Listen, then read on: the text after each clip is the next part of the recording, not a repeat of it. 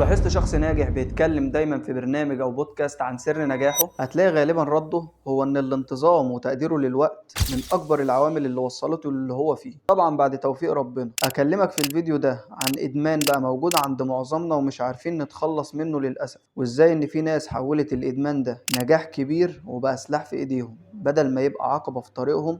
كل ده واكتر بس بعد الانترو.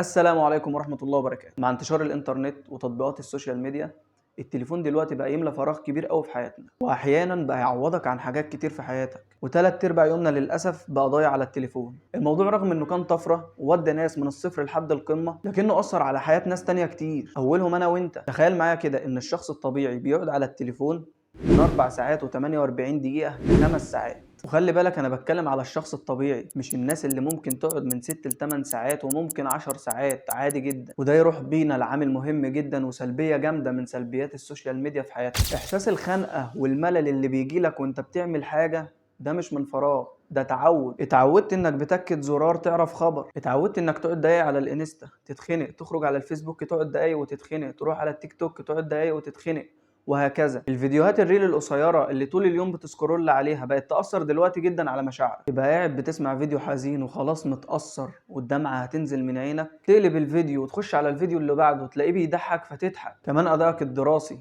اللي بقى متراجع بسبب القعده الكتير على الموبايل، ذاكرتك بقت كلها هلس، تبقى قاعد في الامتحان مش مركز ومش فاكر غير الترند بتاع بس انا ما كنتش متخيل انك تسيبيني يا فريده. ده غير التسويف الدايم اللي لو عندك حاجه بتاجلها، اصلا هتفرج على الفيديو ده وهقوم، الفيديو ده كمان وهقوم، وفيديو ورا فيديو ورا فيديو، وتفضل كده على نفس الحال لحد اخر اليوم. كمان احساسك الدايم بالفشل وجلدك لذاتك بسبب الناس اللي انت بتشوفها على السوشيال ميديا وطالعه محققه احلام انت مش قادر تحققها، زي الشاب اللي بيكون من سنك ومعاه عربية ومعاه فلوس وحياته المثالية مع مراته اللي غالبا الانفصال بيتم بعدها بكام شهر. اللي عايز اقوله ان الناس دي شغلتها كده، وانهم دايما عايزين يوروك ان حياتهم مثالية وانهم احسن حاجة. عمرهم ما هيوروك مشاكل ولا ظروف زي اللي انت عايش فيها، زي المشاكل اللي بتواجهك كل يوم، عشان انت متعود على كده. ولو وروك حاجة انت متعود عليها مش هتتابعهم ولا هتتفرج عليهم تاني، وبالتالي مش هيكسبوا من وراك. كل واحد بيطلع لك وبتشوفه على السوشيال ميديا بيحاول يستفاد منك اكبر استفادة ممكنة، باختلاف الاستفادة دي طبعا. في اللي عايز شهرة واللي عايز فلوس واللي عايز بجد يوصل معلومة ويفيد الناس، وفي اللي عايز يفرض عليك رأي او معتقد هو بيعتقده، وفي اللي عايز ينشر فكرة بتخدم مصالحه الشخصية. كل دول انت بالنسبة لهم أداة بيستخدموها عشان يوصلوا للي هم عايزينه.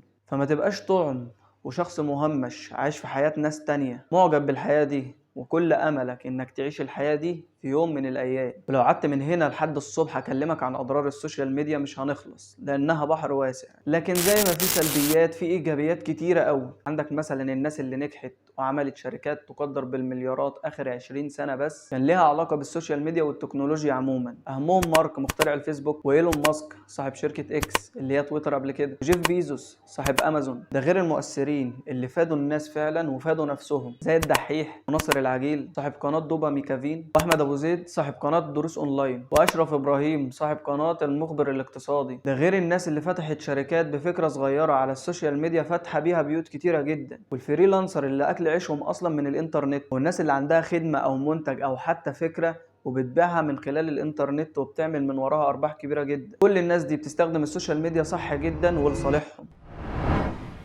حل الادمان ده وانك تقضي على ادمان السوشيال ميديا مره واحده شبه مستحيل. عامل بالظبط زي الشخص اللي عايز يقطع سكريات مره واحده، بعد تاني او تالت يوم بالكتير بيحس ان مزاجه متعكر وانه مش قادر ونفسه ياكل اي حاجه مسكره. لكن لو خفف سكريات بالتدريج هيلاقي انه خلاص اتعود على الموضوع وانه ما بقاش محتاج للسكريات دي، يتخلص من الدهون بكل سهوله وتركيزه يبقى احسن وبشرته تبقى انقى. كل دي تتبعات ايجابيه حصلت لما تخلص من ادمان هو كان بيدمنه. وهنا الحل: انك تتدرج في استخدام التليفون. جاي تذاكر اقفل التليفون، وبعد ما تخلص كافئ نفسك نص ساعة انك تمسك التليفون. بتلعب لعبة معينة على التليفون واخدة كل وقتك، حاول تقلل عدد الساعات بالتدريج. كل الوقت الضايع ده لمصلحتك والمفروض انت اللي تستفاد بيه، وزي ما انت عارف مفيش اسرع من الوقت والزمن. نهاية الفيديو اتمنى ان اكون افدتك حتى لو بمعلومة صغيرة. لو عايز تشوفني تاني لايك واشتراك لو بتشوفني من على اليوتيوب، ومتابعة لو بتشوفني من على الفيسبوك. سلام.